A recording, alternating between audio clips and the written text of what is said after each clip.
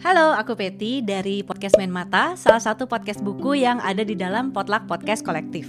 Jadi di channel ini aku banyak merekomendasikan buku-buku fiksi maupun non-fiksi. Makanya kalau misalnya kamu suka baca buku, jangan lupa subscribe channel YouTube Potluck Podcast Kolektif, follow juga di Instagram @potluckpodcast.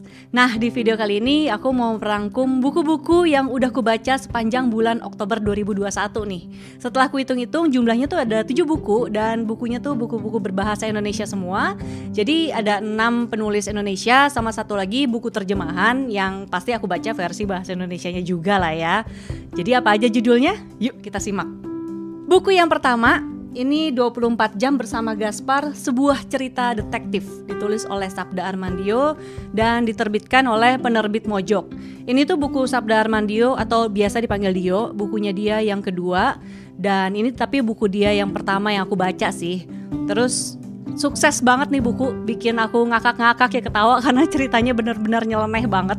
Jadi dia ini bercerita tentang seorang laki-laki namanya Gaspar. Dia ini laki-laki yang punya rencana jahat gitu. Pokoknya dia tuh punya ambisi pengen merampok sebuah kotak hitam yang lokasinya tuh ada di dalam sebuah toko emas. Kenapa dia pengen ngerampok si kotak hitam itu? Soalnya konon kabarnya isi di dalam kotak hitam itu bisa membawa seseorang tuh jadi kaya raya dan sukses gitu. Makanya dia pengen ngambil kotak itu, dan supaya rencana perampokannya itu berjalan mulus, dia akhirnya merekrut 5 orang buat jadi timnya. Buku 24 Jam Bersama Gaspar ini diceritakan dari 2 bentuk narasi ya. Narasi yang pertama tuh ada dari sudut pandang orang pertama, yaitu dari si Gasparnya itu sendiri. Jadi pas baca tuh kita tahu nih pemikiran-pemikiran dia tuh kayak gimana. Kemudian dari narasi yang kedua itu sebenarnya bentuknya tuh kayak transkrip wawancara. Jadi ini antara si polisi dan seorang perempuan lansia. Si perempuannya ini nyeritain juga proses perampokannya si Gaspar tuh kayak gimana. Makanya alurnya ada yang maju dari si Gasparnya itu sendiri ceritanya gimana, kemudian yang alur mundur itu dari si transkrip wawancaranya itu. Menurutku sih buku ini tuh kocak banget ya. Dialog-dialognya tuh banyak yang absurd. Terus juga 5 orang yang direkrut sama Gasparnya sendiri juga karakternya aneh-aneh banget. Kayak bukan karakter perampok gitu deh pokoknya. Tapi setengah ke belakang itu ceritanya berubah menjadi cukup dark karena Dio-nya sendiri memang membalut cerita ini dengan komedik. Tapi dia juga punya satu kritik sosial yang pengen dia angkat di dalam buku ini. Dan itu juga yang menjadi twistnya nanti ya. Jadi misalnya kamu penasaran, nanti kamu langsung baca aja. Pas baca buku ini tuh aku ngerasa adegannya memang visual banget ya. Jadi ngebayangin kayaknya kalau dijadiin film seru banget nih. Dan ternyata memang kayaknya tahun ini deh kalau nggak salah ya, Visinema ngumumin kalau mereka tuh sudah membeli rights-nya 24 Jam Bersama Gaspar ini. Jadi moga-moga sih akan dijadikan film dalam waktu dekat ya. Mudah-mudahan sih tahun depan atau mungkin 2 tahun lagi kali ya. Nah, sutradaranya itu Yosef Angginun. Jadi kita tunggu aja nih bakalan kayak gimana filmnya. Buku yang kedua, ini judulnya Merasa Pintar, Bodoh Saja Tak Punya, ditulis oleh almarhum Rusdi Matari. Ini juga masih diterbitkan oleh penerbit Mojok, dan seperti yang tertulis di belakangnya ini ya, sampul belakang, aku bacain dikit ya. Buku ini mulainya adalah tulisan berseri selama 2 tahun di situs web mojok.co.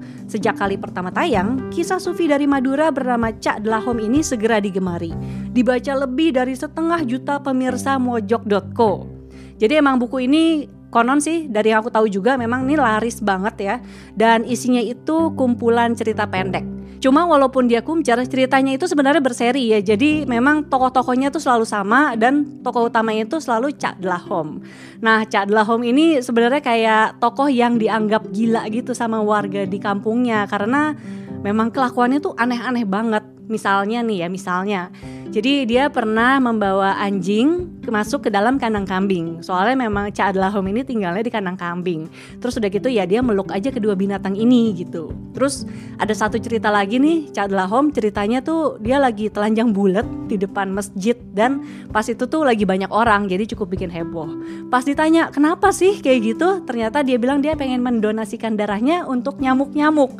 Jadi memang kelakuannya tuh absurd banget. Tapi memang sebenarnya dari si Cak Delahom ini, penulisnya Rusdi Matari pengen memberikan semacam pesan-pesan sosial lah, pesan-pesan moral kepada pembacanya.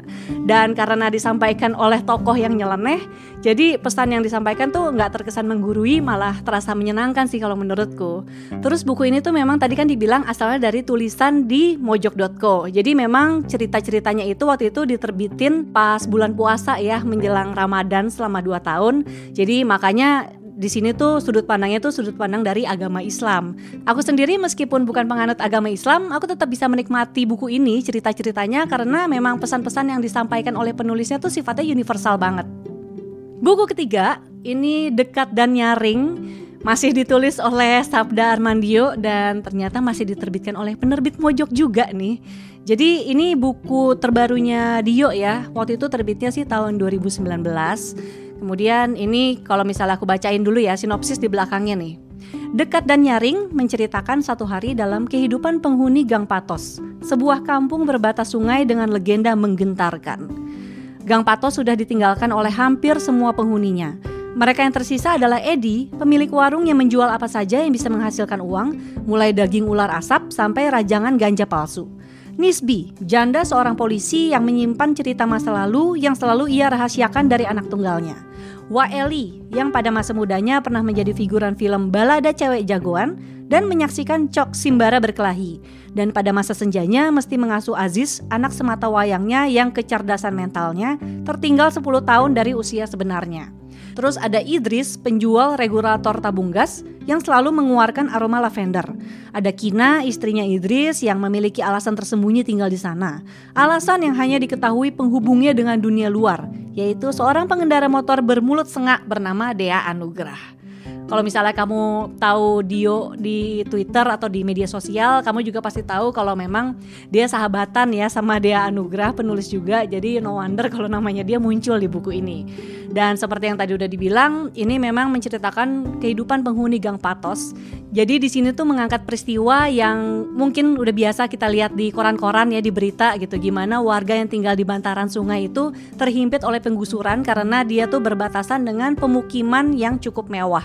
Jadi memang penghuninya Gang Patos ini satu persatu udah mulai keluar dan hanya nama-nama tadi yang tersisa. Kalau misalnya kamu lihat backgroundnya Dio, dia kan memang bekerja di media berita ya. Makanya dia sering terekspos dengan peristiwa-peristiwa semacam ini. Jadi dia pengen mengangkat peristiwa yang dia baca ya, yang menurut dia itu mungkin dia punya keresahan di situ. Kemudian dia tuangkan ke dalam bentuk cerita. Tapi memang Dio sendiri pernah bercerita di podcast Main Mata kalau dia tuh nggak pengen ceritanya tuh terkesan preaching gitu. Jadi dia nggak pengen cerita-ceritanya tuh jadi terkesan selalu punya pesan moral. Yang penting buat dia itu ceritanya bisa dinikmati. Kalau misalnya kamu mau dengerin obrolan lengkapnya nih sama Sabda Armandio di podcast Main Mata, kamu nanti cari aja di Spotify. Buku yang keempat, ini judulnya Pecahkan, ditulis oleh Panji Pragiwaksono dan Ulwan Fakhri. Aku rasa sih banyak dari kamu yang udah familiar lah ya sama namanya Panji Pragiwaksono. Kalau buatku sendiri nih, Panji tuh memang seorang komika dan juga dia seorang entrepreneur yang punya visi dan misi besar gitu untuk skena komika di Indonesia. Nah, kalau bukunya dia sendiri sih sebenarnya dia udah banyak nerbitin buku. Cuman buku pertama yang aku beli tuh kayaknya judulnya waktu itu Nasionalisme atau nasionalisme ya. Dia kan memang senang memakai diksi-diksi seperti itu ya. Terus itu kayak tahun 2000-an awal gitu mungkin waktu itu aku beli. Dan udah lama banget gak beli sampai akhirnya beli buku si Pecahkan ini.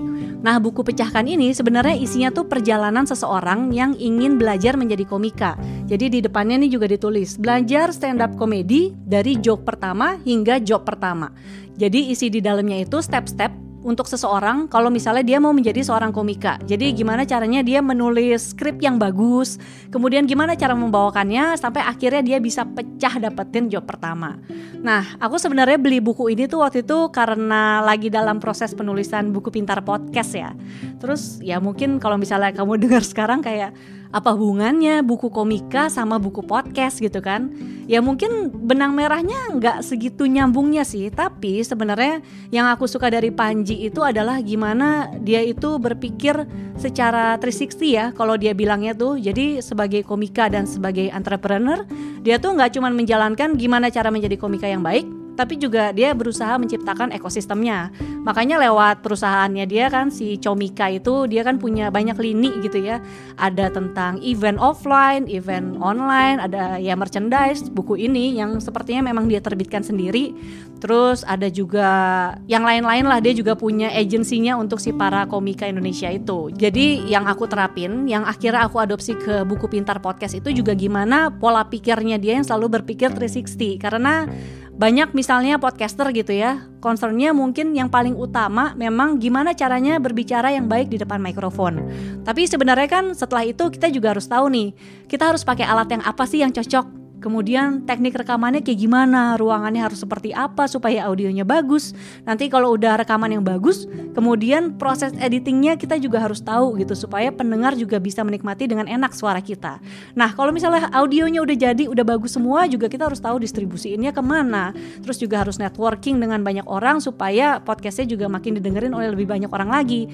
Jadi memang walaupun perkaranya membuat podcast, sebenarnya ada banyak banget proses dibaliknya tuh yang cukup rumit ya. Dan ya filosofi itulah yang memang akhirnya aku adopsi ke dalam si Buku Pintar Podcast. Jadi kamu gak harus pengen jadi komika sih untuk bisa menikmati buku pecahkan ini. Ini tuh cocok untuk siapa aja ya, untuk kamu yang saat ini sedang berkarya, atau misalnya yang saat ini sedang mengejar passion kamu. Kalau misalnya kamu tertarik beli buku pecahkan nih, kamu bisa langsung beli di websitenya di pecahkan.com. Di situ ada link untuk membeli buku pecahkan. Nanti langsung aja ke situ. Terus kalau misalnya kamu seorang podcaster atau baru pengen mulai bikin podcast nih, kamu tertarik membeli Buku Pintar Podcast, itu juga bisa, masih tersedia ada di penerbit Sunset Road. Kamu bisa cek ke Instagramnya @penerbit_Sunset Road. Buku yang kelima, ini judulnya Jalan Pulang, karya Mbak Maria Hartiningsih. Ini juga salah satu buku favoritku nih, tebel sih memang, tapi bagus banget. Jadi buku ini diterbitkan oleh penerbit Kepustakaan Populer Gramedia atau KPG dan ditulis oleh Mbak Maria Hartiningsih. Mbak Maria ini tuh seorang jurnalis ya, wartawan senior yang dia tuh sekarang sih udah pensiun dari Kompas, tapi dia tuh sempat bekerja selama lebih dari 30 tahun di Kompas. Nah, waktu menjelang-jelang pensiun itu Mbak Maria sempat galau tuh karena ya gimana ya, namanya juga udah membawa nama media yang begitu besar selama setengah hidupnya gitu. Terus setelah dia harus pensiun, dia harus melepas nama itu, kan pasti ada keresahan tersendiri. Makanya dari situ dia akhirnya memutuskan untuk melakukan perjalanan atau melakukan ziarah. Itu tuh di tahun 2013 sampai 2014 kira-kira. Dan setelah ziarah itu dia akhirnya menuliskan refleksi dari perjalanannya dan dituangkan ke dalam bentuk buku, dan jadilah Jalan Pulang ini. Jadi si buku Jalan Pulang ini berisi catatan perjalanan Mbak Maria ke 4 wilayah ziarah. Yang pertama tuh ke Camino de Santiago, itu di Spanyol. Ini tuh ziarah yang udah terkenal banget di kalangan umat Kristiani ya. Kemudian habis itu dia juga ke Lourdes, atau orang sini tuh suka bilang namanya Lourdes juga, itu di Prancis. Kemudian dari Lourdes dia ke Plum Village, masih di Prancis. Ini tuh pusat meditasi untuk agama Buddha yang didirikan oleh Thich Nhat Hanh. Nah dari situ dia lalu ke tempat ziarah yang terakhir, itu di Oran dan Mostaganem, itu ada di Aljazair. Jadi tulisan-tulisan Mbak Maria di dalam buku ini tuh berisi catatan perjalanannya dia, terus juga pandangan-pandangannya yang dia temukan ya setelah dia mendalami berbagai keyakinan itu. Dan ternyata ya kesimpulannya sih sebenarnya kayak gini sih. Dia bilang sebenarnya semua tuh mengarah ke empati kepada diri sendiri, empati kepada orang lain, dan juga kepada alam semesta. Jadi buku ini aku rekomendasiin banget, terutama buat kamu yang mungkin saat ini sedang mengalami pencarian identitas gitu ya. Baik itu identitas yang baru pengen kamu cari, ataupun yang mungkin kamu dulu ngerasa udah ada tapi sekarang hilang. Buku ke-6, ini buku yang baru terbit tengah akhir 2021 ya. Ini judulnya Kelab Dalam Swalayan. Ditulis oleh Abi Ardianda dan diterbitkan oleh Penerbit Baca. Jadi ini bukunya dalam bentuk novel, temanya psychological thriller, dan ini tuh novel debut penulisnya ya. Jadi buat novel debut menurutku buku ini oke banget. Kemudian ternyata ya pas baca buku ini aku baru menyadari nih, ternyata aku jarang baca buku yang temanya psychological thriller. Jadi aku lebih banyak menikmati itu dalam bentuk film. Tapi menurutku ini seru banget juga. Jadi ceritanya itu tentang seorang perempuan bernama Sonya. Ini diceritain dari sudut pandang orang pertama ya. Nah, Sonya ini tuh sebagai perempuan dia tuh kayak terjebak di antara dilema lah. Antara dia harus mengikuti apa yang society katakan atau dia harus memilih kata hatinya gitu. Karena kalau mengikuti yang society katakan berarti dia harus menikahi seorang laki-laki yang kata teman-temannya sih ini ganteng banget, terus juga tajir mampus, dan dia juga kayak sosial media influencer gitu. Sementara sebenarnya sih si Sonya ini gak suka sama laki-laki itu karena dia agak narsisistik gitu ya. Tapi untuk keluarganya, ibunya tuh suka banget juga sama si laki-laki ini.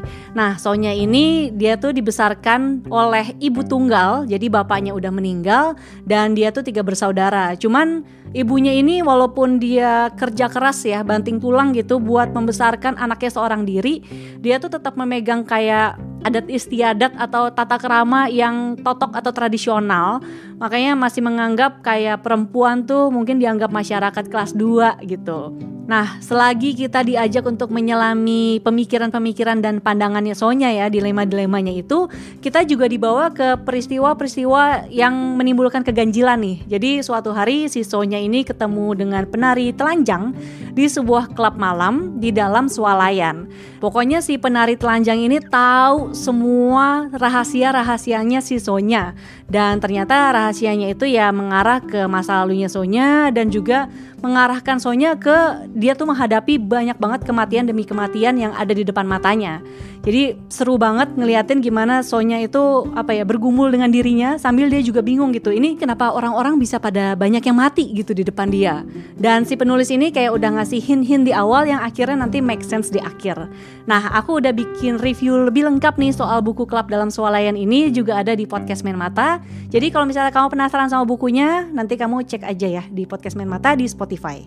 Buku ketujuh, buku terakhir. Ini judulnya Petualangan Jack dan Piggy Natal, ditulis oleh J.K. Rowling. Sengaja aku taruh di terakhir karena memang ini bukunya yang paling bikin feel good ya rasanya. Dan karena ini buku cerita tentang fantasi anak, kemudian juga ada tema-tema Natal gitu ya. Jadi rasa-rasa hawa-hawa akhir tahun menjelang Natal tahun baru tuh udah berasa banget pas baca buku ini. Dan ya itu rasanya nyaman banget aja sih. Nah, seperti judulnya juga, jadi buku ini tuh bercerita tentang seorang anak bernama Jack yang dia tuh kehilangan boneka babi kesayangannya namanya si Piggy. Si Piggy ini hilang karena Jack waktu itu ada di dalam mobil sama kakak tirinya, terus mereka berantem. Kakak tirinya ngebuang si Piggy itu ke jendela, terus pokoknya blar, hilang gitu ya. Terus karena kakak tirinya ngerasa bersalah, akhirnya dia ngehadiahin si Jack itu sebelum Natal ya, pas malam Natal, ngehadiahin boneka babi yang mirip. Terus dinamain Piggy Natal. Tapi si Jack ini sebenarnya gak suka sama Piggy Natal. Dia masih pengen nemuin si Piggy-nya itu. Nah, di malam Natal, jadi ceritanya di buku ini tuh keajaiban Natal bisa terjadi gitu ya. Jadi pas malam Natal, benda-benda di kamarnya Jack itu hidup semua. Jadi mereka bisa bergerak dan berbicara, termasuk si Piggy Natal yang baru ini. Terus si Piggy Natal bilang ke si Jack, lo masih bisa nemuin Piggy kesayangan lo itu kalau misalnya lo pergi ke tanah yang terhilang, yang cuman bisa dikunjungin malam Natal. Pokoknya pas Natal udah gak bisa gitu deh. Nah, kira-kira gimana petualangannya si Jack bersama dengan Piggy Natal untuk menemukan si Piggy kesayangannya? Aku udah bahas di video YouTube yang lain, nanti kamu tonton aja di sini. Menurutku buku ini meskipun fantasi anak, dia tuh cocok banget dibaca buat semua umur. Dan dia ini diterbitkan oleh Gramedia Pustaka Utama. Oke, itu dia tadi buku-buku yang aku baca sepanjang bulan Oktober. Ada dari kamu yang udah baca judul-judul bukunya juga, atau mungkin pengen baca buku apa, atau mungkin kamu mau ceritain juga buku-buku apa aja nih yang udah kamu baca selama 1 bulan kemarin. Nanti ceritain di kolom komen ya, siapa tahu aku juga mau baca. Terima kasih sudah menonton video ini. Kalau misalnya kamu suka dengan videonya, boleh di like. Kalau tidak suka, di dislike juga tidak apa-apa. Tapi kalau kamu merasa video ini bermanfaat, share videonya ke teman-teman kamu di media sosial supaya mereka juga bisa menonton. Jangan lupa subscribe channel YouTube Potluck Podcast Kolektif dan tekan tombol lonceng notifikasi supaya kamu gak ketinggalan kalau ada video terbaru. Dan jangan lupa juga follow Potluck Podcast di Instagram @potluckpodcast. Sampai jumpa di video selanjutnya. Dadah!